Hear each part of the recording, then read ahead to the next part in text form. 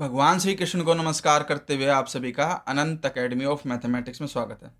देखिए 10th class board exam के लिए जो अब हम करेंगे वो है important previous year questions and summary of chapter 1, यानी कि चैप्टर 1 के मैं प्रीवियस ईयर क्वेश्चन कराऊंगा जो इंपॉर्टेंट भी होंगे। साथ में इस पूरे चैप्टर की समरी से एक ही वीडियो में होगी कि किस तरह के क्वेश्चन आ सकते हैं। हर टाइप का क्वेश्चन मैं आपको कराऊंगा। सबसे पहली चीज़ जो आपको आनी चाहिए वो आनी चाहिए प्राइम फैक्टराइजेशन, कि भाई प्राइम फैक्टराइजेशन क्या होती है। ठीक है, इसमें प्राइम फैक्टर होता है 2, 3, 5, 7 और उसके बाद आता है आपका पास 11, 13 एंड सो ऑन। ठीक है, यानी कि कोई भी नंबर हो उसको पहले 2 से डिवाइड करके देखो हो रहा है या नहीं हो रहा, फिर उसके बाद 3 से, फिर 5 से, सीक्वेंस में करना। जैसे कि हमारे पास मान लो 96 आ रहा है। ठीक है, इसके अगर हमें प्राइम फैक्टर बनाना है तो सबसे पहले ये इवन है क्योंकि लास्ट में 6 है, 2 की टेबल में आता है, तो सबसे पहले 2 से डिवाइड करो।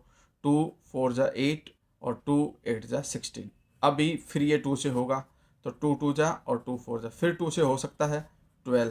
अब ये फिर से 2 से करोगे 6, 2 6 जा 12, फिर 2 से करोगे डिवाइड, 2 3 जा, लास्ट में 3 आ गया, 3 से डिवाइड करके 1। तो यानी कि जो 96 है उसकी प्राइम फैक्टराइजेशन आ गई 1 2 3 4 5।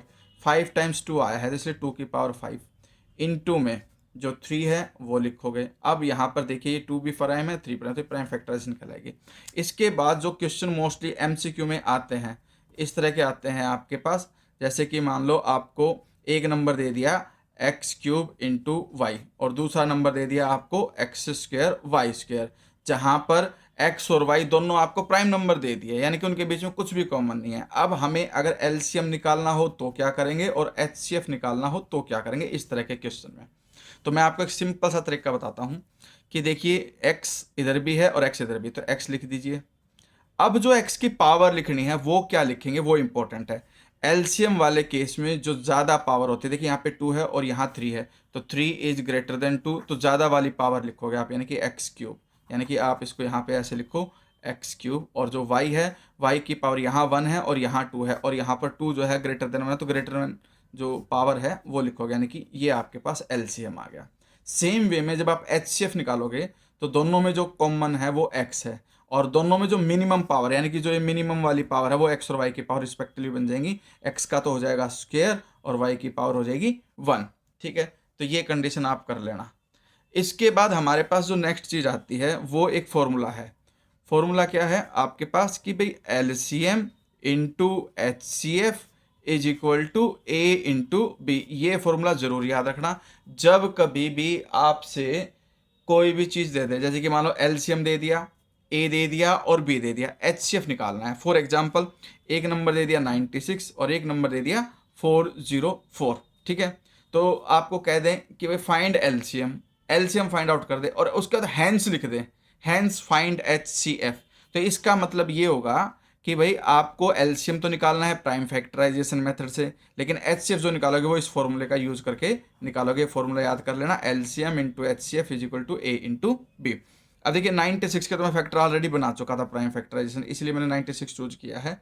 यहाँ पे 2 की पावर 5 और 3 की पावर 1 आई थी। अब मैं 404 के भी प्राइम फैक्टर कर देता हूँ, जैसे कि 2 से करता हूँ तो 2 2 जा 0, 2 2 जा, फिर 2 से करता हूँ तो 101 और 101 अपने आप में प्राइम नंबर होता है, आगे डिवाइड नहीं होगा, इसलिए जो 404 है वो आपके पास आ जाएगा 2 स्क्वायर इंटू 101। ठीक है, ये कंडीशन आ गई। अब हमें निकालना है इसका एलसीएम। एलसीएम निकालेंगे तो जो 2 है उसकी मैक्सिमम पावर यानी कि 5 इन 2 में और कुछ कॉमन है नहीं, तो जो भी कुछ बच गया वो मल्टीप्लाई में करना होता है हमें। तो प्राइम फैक्टराइजेशन मेथड से एलसीएम निकालना भी समझ में आ जाएगा आपको।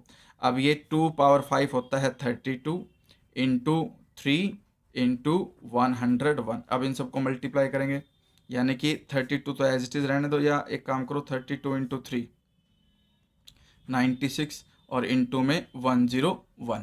अब 101 को 96 से मल्टीप्लाई कर दो, 606 फिर 909, यानी कि आ गया 9696, 100 होकर के क्या आ गया ये। ठीक है, अब हमें एच भी निकालना है, लेकिन एच आपको प्राइम फैक्टर से यूज़ नहीं करके इससे निकालने के लिए बोल सकते हैं, वो तो आपको फॉर्मूला यूज जब भी देते हैं हैंस फाइंड एच तब आप प्राइम फैक्टराइजेशन का यूज़ नहीं करोगे, तब आप इस फॉर्मूले का यूज़ करोगे। अब एलसीएम आपके पास आ गया 9696 इंटू एच अभी हमें निकालना है। फर्स्ट नंबर जो ए है वो 96, सेकंड नंबर जो है वो 404। अब HCF यहीं रहने दो, इधर आपके पास 96 इंटू 404, ठीक है, और नीचे हम ये लिख देते हैं 96। अब अगर मैं इसको 96 से डिवाइड करता हूँ तो ये 101 आ जाएगा, और 101 की जो टेबल है उसमें 4 से मल्टीप्लाई कर दें तो 404 आ जाएगा, तो हमारे पास HCF क्या आ गया, 4 आ गया, ठीक है। तो ये दूसरा तरीका है। इसके बाद हमारे पास जो क्वेश्चन आ सकता है वो इस तरह का भी आ सकता है कि prove that 13 into 11 into 7 plus 7 is composite, इस तरह का क्वेश्चन दे देते हैं, ठीक है। अब इस तरह के क्वेश्चन में कंपोजिट नंबर कैसे पता करोगे? अब ये देखिए, यहाँ पर 7 है और यहाँ पर भी 7 है, तो पहले तो आप क्या करोगे, नंबर एज इट इज लिखोगे, फिर इक्वल टू का साइन लगाओगे, 7 जो दोनों में हो कॉमन ले लो, कॉमन लेते ही यहाँ से 7 हट जाएगा, सिर्फ क्या बचेगा 13 इंटू 11, और प्लस में यहाँ बच जाएगा 1 क्योंकि 7 कॉमन जा चुका आपके पास, ठीक है।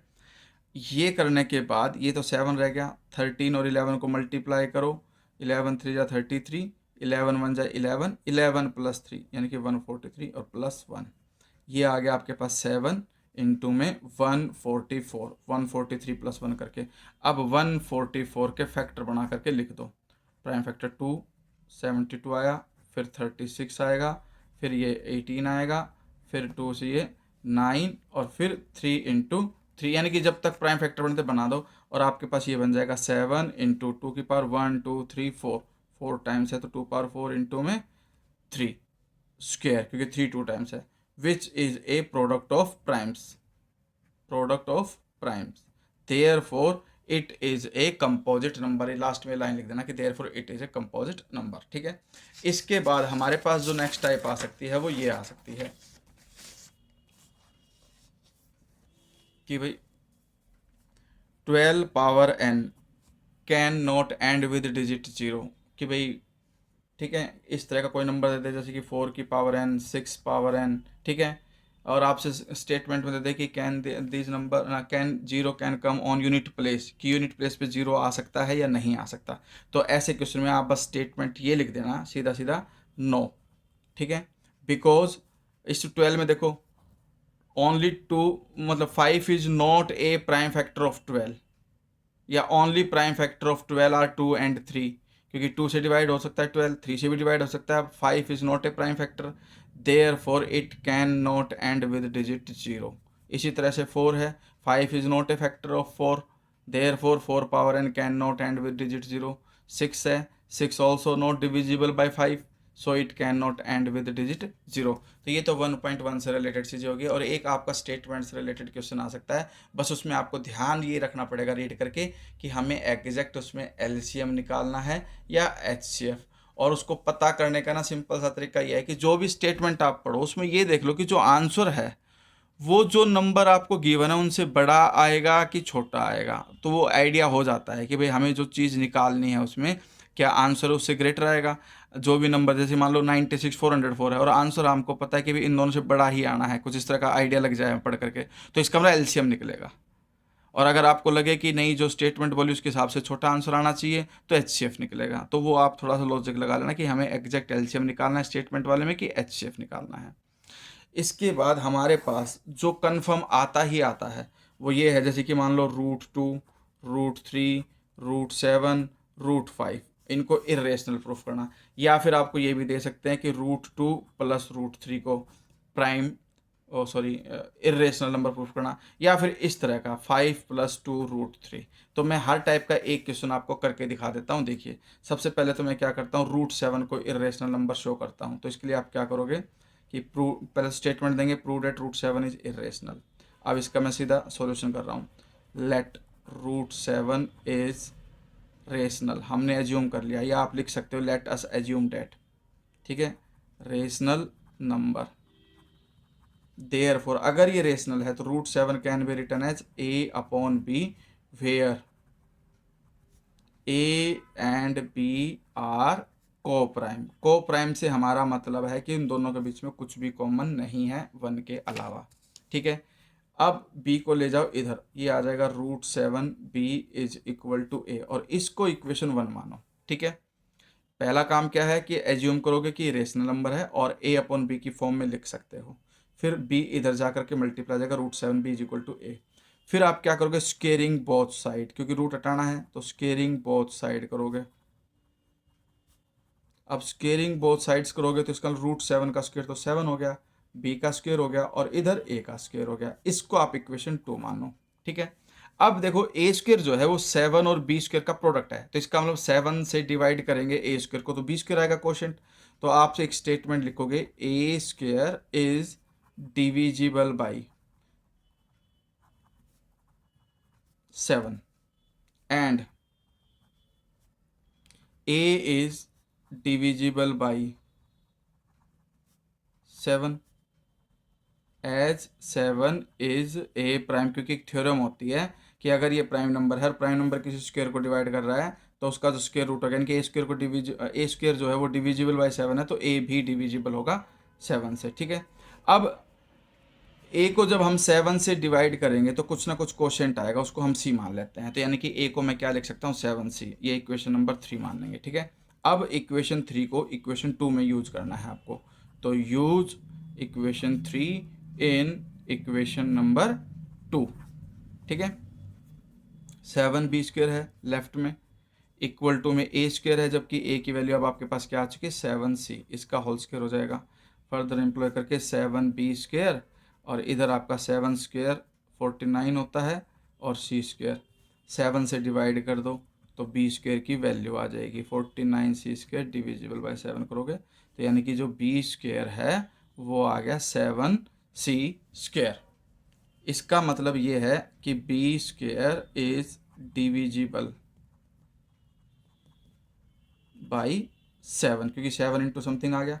फिर विच इम्प्लॉयज करके b is also divisible by 7 which is a contradiction, क्योंकि 7 b भी 7 से डिवाइड हो गया, a भी 7 से डिवाइड हो गया, नॉट पॉसिबल क्योंकि a और b को प्राइम है, तो आप लास्ट में लिखोगे विच इज ए कॉन्ट्राडिक्शन, ठीक है। Hence ours position was wrong therefore √7 is irrational number. अब ये दो टाइप और हैं, इनको और देख लो कि इस तरह का क्वेश्चन आ जाए तब आप क्या करोगे। जैसे आपको ये दे दिया प्रूव डेट 5 + 2√3 इज इरेशनल, तो ऐसे केसेस में आप क्या करोगे कि जो नंबर है ना 5 + 2√3, इसको वही एज्यूम कर लो कि let us assume that it is a rational number, so it can be return as a/b where a and b are coprime. ये स्टेटमेंट लिखे हुए। अब आपको सिर्फ क्या करना है, आपको √3 की वैल्यू निकालनी है, बाकी सब स्टेप बाय स्टेप उधर लेके जाओ। 2√3 यहीं रहेगा, a/b इक्वल के तुरंत बाद a/b ही लिखा जाएगा, 5 लेफ्ट में था राइट में जाएगा तो -5। अब इक्वल टू का साइन फिर लगाओ, एलसीएम ले लो तो b जो है वो 5 से मल्टीप्लाई हो जाएगा, तो a - 5b divisible by b, ठीक है। अब जो ये एक्स्ट्रा 2 है लेफ्ट में, ये भी इसके अपॉन में जाएगा और यहाँ b से मल्टीप्लाई हो जाएगा, तो √3 की वैल्यू क्या आ जाएगी, a - 5b अपॉन b। अब देखिए लेफ्ट में जो वैल्यू है वो तो इरेशनल है,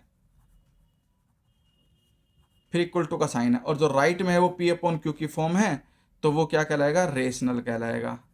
अब but irrational is not equal to rational, हो ही नहीं सकता, कभी भी पॉसिबल नहीं है, तो which is a contradiction, therefore ours position was wrong, hence 5 + 2√3 जो वैल्यू है हमारे पास वो क्या है, इरेशनल है।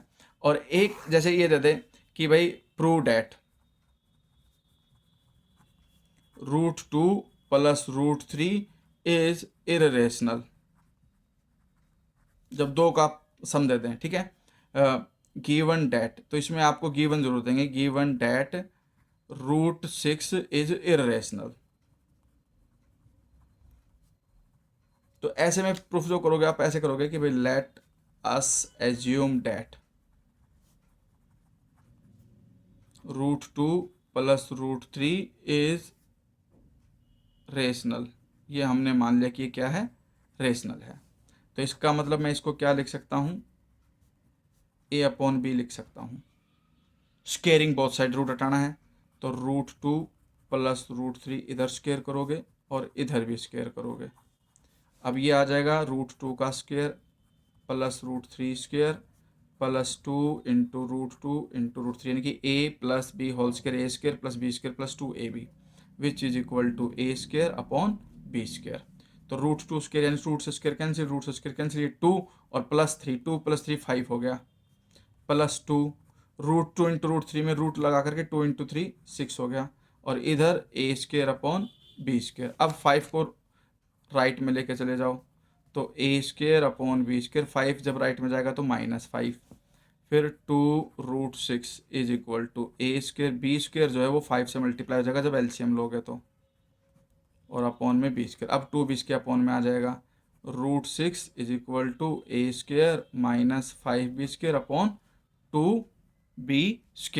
यानी कि यहाँ पर भी वही कंडीशन आ गई, लेफ्ट में जो है वो तो इर्रेशनल है, ठीक है, और राइट में जो है वो रेशनल है, विच इज ए कॉन्ट्राडिक्शन,